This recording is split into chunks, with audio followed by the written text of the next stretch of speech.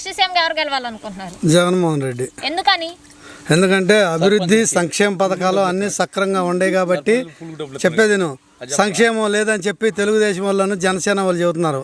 సంక్షేమం లేదు అనే మాట అబద్ధం. సంక్షేమం ఉంది, అభివృద్ధి ఉంది. అసలు అభివృద్ధి ఎక్కడ లేదని అంటున్నారు. గ్రామాల్లో రోడ్లు ఎత్తేనే అభివృద్ధి కాదు, సచివాలయాల అభివృద్ధి, ఎల్ఎన్ సెంటర్ల అభివృద్ధి, మరి పాల బూతుల అభివృద్ధి. ఒక్కొక్క గ్రామానికి వచ్చి 2000, 2500 పాపులేషన్ ఉన్న గ్రామానికి ₹1.5 కోటి అవుతున్నాయి. సచివాలయాలు కానీ, ఆర్బీకేలు కానీ, ఎల్ సెంటర్లు కానీ, పాల బూతులు కానీ. ఇంకా ఏమి అభివృద్ధి కావాలి? ఓన్లీ రోడ్లు అయితేనే తెలుగుదేశం పార్టీ వాళ్ళు అభివృద్ధి అంటున్నారు. రోడ్ల వల్ల అభివృద్ధి చెందదు. కమ్మని భవనాలు కట్టాడు. మరి సంక్షేమం ఎక్కడ ఆగల. అమ్మఒడి కానీ, మరి నాడు నేడు స్కూల్స్ కానీ, లేకపోతే రైతు భరోసా కానీ, ఎలాంటి పరిస్థితి పెన్షన్స్ కానీ ఏమన్నా కానీ ఆగుతున్నాయా? ఏమీ ఆగలే ఇంతవరకు. చెప్పిన మాట తప్పకుండా నెరవేర్చిన ముఖ్యమంత్రి జగన్మోహన్ రెడ్డి. మళ్ళీ 2024లో ఖచ్చితంగా ఈ రాష్ట్రానికి జగన్మోహన్ రెడ్డి అవసరం. ప్రజలు కూడా అదే మాట చెబుతున్నారు. ఖచ్చితంగా గెలిచే జగన్మోహన్ రెడ్డి. దాని గురించి ఎట్టి పరిస్థితుల్లో ఆలోచించాల్సిన అవసరం లేదు. సార్, మరి గెలుపు కోసం దొంగోట్లతో వెళ్తున్నారని చెప్పి అంటున్నారు. ఈ ఊళ్ళో ఎన్ని దొంగోట్లు చేశారండి మీరు చెప్పండి. అట్ట కాదు, ఇప్పుడు దొంగోట్లు కావాలని చెప్పి వాళ్ళే ఎలక్షన్ కమిషన్ పెట్టారు. తెలంగాణలో ఓట్లు ఉంది అమ్మ, ఒక మాటను. తెలంగాణలో ఓట్లు ఉంది, అక్కడ వాళ్ళకేనో. తెలంగాణలో ఓటు, ఇక్కడ ఓటు, 2 ఓట్లు వేపించుకుంటుందో వాళ్ళేనో. ఈరోజు జగన్మోహన్ రెడ్డి కావాలి అని చెప్పి ఓట్లు ఎట్టి పరిస్థితుల్లో 2 సార్లు డబుల్ ఎంట్రీ ఉండే ఓటును తీసేయమని చెప్పి మా వైఎస్ఆర్ కాంగ్రెస్ బృందం వెళ్ళి ఎలక్షన్ కమిషన్ను కలిసి అవన్నీ తీసేపించింది వైఎస్ఆర్ కాంగ్రెస్ పార్టీ వాళ్ళు. ఇవాళ దొంగోట్లు వేపించుకుంటున్నామంటే ఎట్లా కుదిరిద్ది, ఎట్లా చెల్లి చెప్పండి. సార్, మరి ఇప్పుడు చూడబోతుండే షర్మిల గారి బస్ యాత్ర గురించి మీరేమంటారు? షర్మిల గారు తెలంగాణలో పెట్టింది పార్టీ. తెలంగాణలో తిరిగింది. ఈ తెలంగాణ కాంగ్రెస్ పార్టీ నాది రాజన్న బిడ్డనంది. చివరికి ఆడేం చేసింది, విలీనం చేసింది, వచ్చింది. ఇక్కడ కూడా రాజన్న బిడ్డనని వచ్చిద్ది. రేపు ఎలక్షన్ మూమెంట్లో విలీనం చేసిద్ది, లేకపోతే కదలకుండా ఇంట్లో కూర్చోండి. తెలిసి ఈ రాష్ట్రాన్ని 2 ముక్కలు చేసింది కాంగ్రెస్ పార్టీ వాళ్ళు. కాంగ్రెస్ పార్టీకి ఎవరన్నా ఓటేస్తారమ్మా? తెలిసిన వాళ్ళు ఎవడేయరు కదా. ఎందుకు చేయాలా? నువ్వు రాజశేఖర రెడ్డి గారు మహానుభావుడు ఉంటే ఈ రాష్ట్రం విడిపోయేది కాదు. అది మా అభిప్రాయం కాదు, జనం అభిప్రాయం.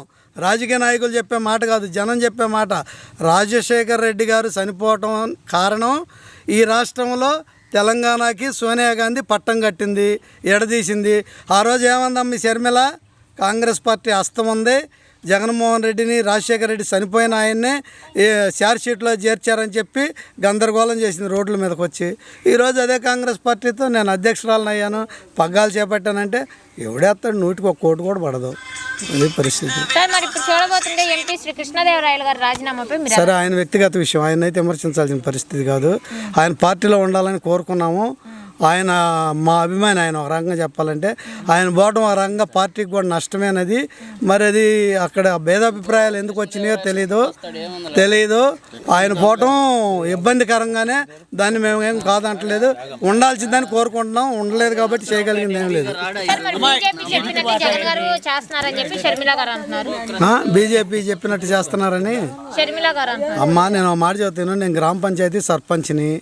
వైస్ ప్రెసిడెంట్ చెప్పినట్టు, లేకపోతే నా పై అధికారి సెక్రటరీ చెప్పినట్టు నేను చేయను. అట్లాగనే ఈ రాష్ట్రానికి ముఖ్యమంత్రి జగన్మోహన్ రెడ్డి. ఇవాళ కొత్తగా జగన్మోహన్ రెడ్డి చేస్తుంది ఏమి లేదు.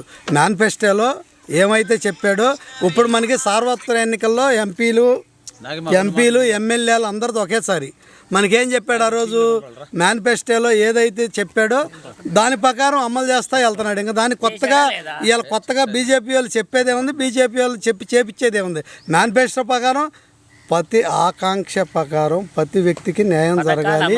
ఈ రాష్ట్రంలో ప్రతి పేదవాడికి న్యాయం జరగాలనేది ఒక్క బాటలో ఆయన నడుచుకుంటూ ఆ ప్రయాణంలో వెళ్తూ ఉన్నాడు. దానికి ఇంకా బీజేపీ వాళ్ళు చేపించేదేముందా? ప్రతి ఒక్క పార్టీ వాళ్ళు సింగిల్గా వస్తున్నాడంటే ఒక మాట చెబుతాయినమ్మా. ఇప్పుడు జనంలో ఉన్న వ్యక్తికి జనంలో పలుకుబడి ఉంది, ఇమేజ్ ఉంది, జనానికి పనిచేసే ఆయన ఒకటే చెబుతున్నాడు. ఏం చెబుతున్నాడు? మీ బిడ్డ నచ్చాడు, మంచి చేశాడని మీ హృదయంలో ఉంటే వేయండి, లేదంటే పక్కోడికి వేసుకోండి. నా వల్ల ఉపయోగపడిన కుటుంబాలు ఉంటే, నా వల్ల అభివృద్ధి ఉంది అంటే నాకు వేయండి. నా వల్ల మేలు జరగలేదంటే మీ ఇష్టం వచ్చిన వాళ్ళకి వేసుకోండి అంటున్నాడు చంద్రబాబు నాయుడుని. చెప్పమని ఆ మాట వచ్చి చెప్పరు. మరి ఇంకేంది అయితే ఆకలి 170 సీట్లలో ఎన్ని సీట్లు వస్తాయి? 175 సీట్లు 175 సీట్లు రావాలని కోరుకుంటున్నాం. జగన్మోహన్ రెడ్డి గారి ఆకాంక్ష 175 వస్తాయని. మళ్ళీ మేము తగ్గించి చెప్పటం ఎందుకు? 170 వస్తాయని 175 వస్తాయని చెబుతున్నాం మేము.